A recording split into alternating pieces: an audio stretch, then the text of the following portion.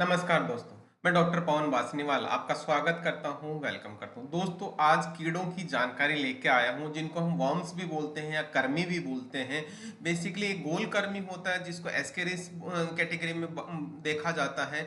यह वहां मिलता है जहां पे स्वच्छता की कमी हो, मतलब क्लीननेस की कमी हो। उसी तरह से एक सुई कर्मी होता है जो ज्यादातर जो स्कूल वाले बच्चों में मिलता है, जहाँ पे इन्फेक्शन होने के ज्यादा चांसेस होते हैं। हुक कर्मी होता है ऐसा जो हुक की जैसे आकार का होता है, और जनरली ये मिट्टी में जो दूषित मिट्टी होती है उसमें ये ज्यादातर मिलता है। उसी तरह से फीता कर्मी होता है, ये ज्यादातर अधप के मांस में मिलता है, मतलब अधप के मांस में या मांस में मिलता है। जो ऐसा कोई पर्सन जिसको अधप का मांस खा लेता है तो उसके पेट में ये चला जाता है। तो दोस्तों, इसी तरह से चाबुक कर्मी होता है, ये चाबुक जैसी आकार का होता है। जनरली ये जहाँ पे स्वच्छता कम होती है उन क्षेत्रों में ज्यादा पाया जाता है। तो दोस्तों, ये सारे के सारे कीड़े कौन से होते हैं? जो पेट के कीड़े होते हैं, मतलब पेट के में इन्फेक्शन हो जाता है, पेट में पाए जाते हैं।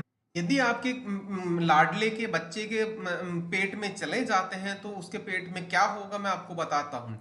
सबसे पहले यहाँ पे इसको पेट दर्द की शिकायत करता है बार बार यदि बच्चा, और यदि बार बार वो दस्त वाली शिकायत करता है, नोजिया वोमिटिंग वाली शिकायत करता है पेशेंट को, मतलब बच्चे को बार बार ऐसी सिचुएशन आती है, उसको खाना खाने की इच्छा नहीं होती, भूख में कमी हो जाती है, वो थकान और कमजोरी बहुत ज्यादा महसूस करता है, और उसका वजन कम होने लग जाता है। इसका मतलब ये हो गया उसके पेट में कीड़े हो गए। अब बात आती है कि कीड़े यदि कोई स्पेशल कीड़ा है तो उसके क्या विशेष लक्षण होते हैं, तो आप कैसे पहचानेंगे? यदि सुई कर्मी का इन्फेक्शन हुआ तो जनरली गुदे के आसपास खुजली ज्यादा होती है, स्पेशली रात को खुजली ज्यादा होती है। इसका मतलब सुई कर्मी का इसमें बच्चे में इन्फेक्शन है। उसी तरह से गोल कर्मी, जनरली ये क्या करता है, मल में या उल्टी में इस कर्मी का दिखाई देना होता है, मतलब कीड़े दिखाई देते हैं, तो इसका मतलब हो गया गोल कर्मी का। और यदि इसका लार्वा फेफड़ों में चला जाता तो सांस से संबंधित समस्याएं होने लग जाती है। ध्यान रहे, इसमें इसका ध्यान रखना होता है हमें। उसी तरह से एक हुक कर्मी होता है, जनरली इसकी वजह से बच्चे के मल में खून आने लग जाता है, जिसमें बच्चे की वजह उस खून की वजह से एनीमिया और थकान बहुत ज्यादा महसूस करता है बच्चा। उसी तरह से फीता कर्मी होता है, मल में इसके छोटे छोटे टुकड़े आने लग जाते हैं और पाचन क्रिया में बहुत असुविधा होने लग जाती है, मतलब स्पेशली भूख नहीं लगती, तब इसका मतलब इसमें बच्चे में फीता कर्मी की प्रॉब्लम होने लगी, उसका इन्फेक्शन हो गया। उसी तरह से चाबुक कर्मी होता है दोस्तों, जनरली खूनी दस्त और गंभीर मामलों में ये मला से बाहर आ जाता है इसकी वजह से। तो ध्यान रहे, इस तरह के इन्फेक्शन में बच्चे को आपको ध्यान रखना। ऐसे समय में कौन सी दवा दी जाती है मैं आपको बता, तो एंटी पैरासाइटिक दवाइयां दी जाती है। मतलब यहाँ पे क्या है कि सारे के सारे कर्मी या जो कीड़े होते हैं हमारी बॉडी में या बच्चे की बॉडी में पैरासाइट के फॉर्म में रहते हैं, परजीवी के फॉर्म में रहते हैं। जो इस तरह की दवाओं को जो दवाइयां दी जाती है वो कौन सी कैटेगरी में आती है? मेडिकल भाषा में एंटी पैरासाइटिक दवाइयां दी जाती है। तो पहली दवा होती है इसमें मेबेंडाजोल, जो स्पेशली गोल कर्मी, सुई कर्मी और हुक कर्मी को के लिए दिया जाता है, मतलब उनके इन्फेक्शन के लिए दिया जाता है। उसी तरह से एक दवा होती है एल्बेंडाजोल, जो लगभग लगभग सभी कर्मियों को, सभी तरह के कीड़े मारने की दवाई होती है, तो इसको जनरली डॉक्टर प्रेस्क्राइब किया जाता है। उसी तरह से एक दवा होती है पायरेंटेल पामोएट, जो अक्सर सुई कर्मी और गोल कर्मी को ट्रीट करने के लिए, उसके इन्फेक्शन को ट्रीट करने के लिए दी जाती है।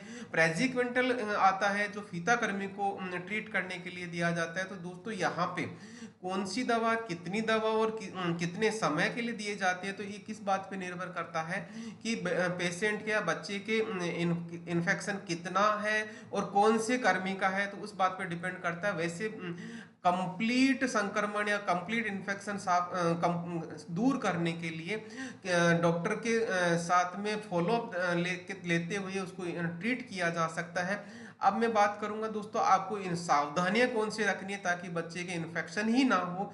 तो ध्यान रहे, सबसे पहले जैसा कि स्वच्छता की बात करता हूँ, नियमित रूप से साबुन और पानी से आप हाथ धोना रखें, और विशेष तौर से जब आप शौचालय जाएं या वॉशरूम यूज करें तब स्पेशली इसको ध्यान रखें। उसी तरह से स्पेशली यहाँ पे ध्यान देने वाली बात है कि बच्चों के या आपके नाखून लंबे नहीं होने चाहिए, कि यदि नाखून लंबे होते तो उस जगह पे जो इन कीड़ों के अंडे फंसे रह जाते हैं, और ये कीड़े के अंडे क्या करते हैं, मुंह मुंह के होते हुए पेट में चले जाते हैं, जिसकी वजह से ये समस्या हो जाती है। स्पेशली यदि आप मांस खाते हैं तो मांस को कंप्लीट पकाएं, अध पके मांस से जनरली फीता कृमि का इन्फेक्शन हो जाता है।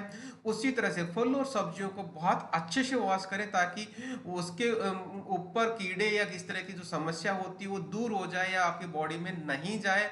ध्यान रहे पर्यावरण के उपाय क्या हो सकते हैं, आप उन क्षेत्रों में नंगे पैर चलने से बचे जहां मिट्टी दूषित होने की संभावना रहती है, और बच्चों को साफ सुथरी और सुरक्षित जगह पे ही खेलना सुनिश्चित करें। नहीं तो क्या होता है, दूषित मिट्टी में इन बच्चों को जनरली आपने देखा होगा, बच्चे इमीडिएटली कोई भी चीज आती है मुंह में लेते हैं, मुंह में लेते ही उस बच्चे के इन्फेक्शन हो जाता है, वो कीड़े के फॉर्म में चला जाता है या उसका अंडा चला जाता है, तो तब जैसे बॉडी में चल गया तो वो इन्फेक्शन हो जाता है। उसी तरह से बच्चों को प्रॉपर शिक्षा दें, स्वच्छता का महत्व समझाएं, सफाई का महत्व समझाएं, और कोई सामूहिक क्षेत्रों पे या सामुदायिक केंद्र पे वहाँ पे जागरूकता आपको फैलानी चाहिए ताकि इस तरह के इन्फेक्शन से बचा जाए। और जनरली जहाँ पे ज़्यादा जोखिम होती है स्पेशली स्कूल में, तो वहाँ पे नियमित कर्मी निवारण कार्यक्रम चलाएं। मतलब यहाँ का इसका मतलब ये हो गया कि डीवर्मिंग की प्रक्रिया को आपको फॉलो करना चाहिए। वैसे WHO भी इस चीज को रिकमेंड करता है 12 से 23 महीने या 1 से 4 साल के बच्चों को साल में 1 बार या 2 बार डीवर्मिंग किया जा सकता है। जनरली एल्बेंडाजोल या मेबेंडाजोल की खुराक दी जा सकती है। ध्यान रहे ये डॉक्टर की सलाह के अनुसार दिया जा सकता है। लास्ट में मेरी आपको एक एडवाइस जरूर रहेगी, बच्चों में संक्रमण लगभग लगभग आम बात होती है, लेकिन इसको रोका भी जा सकता है और इसका इलाज भी किया जा सकता है। अच्छी स्वस्थता और जो संक्रमण हो रहे हैं उसको बचाया जा सकता है, प्रभावी ढंग से बचाया जा सकता है। बच्चों को स्वास्थ्य के लिए नियमित रूप से अच्छी जांच करवाएं, चिकित्सा की सलाह लें और पालन करें उसका। जो दोस्तों ये जानकारी आपको कैसी लगी कमेंट सेक्शन में कमेंट करके जरूर बताएं, ताकि आपको नेक्स्ट वीडियो में और अच्छा दे सकूं, अच्छी जानकारी दे सकूं। आपने अभी तक चैनल को सब्सक्राइब नहीं किया, चैनल को सब्सक्राइब कर लें, बेल आइकन को इनेबल कर लें। जितना हो सकता है अपने दोस्तों को, फ्रेंड सर्किल को, फैमिली मेंबर्स को ये जानकारी दें ताकि उन बच्चों को इस इन्फेक्शन से बचाया जा सके। इसी के साथ बहुत बहुत धन्यवाद। Thank you.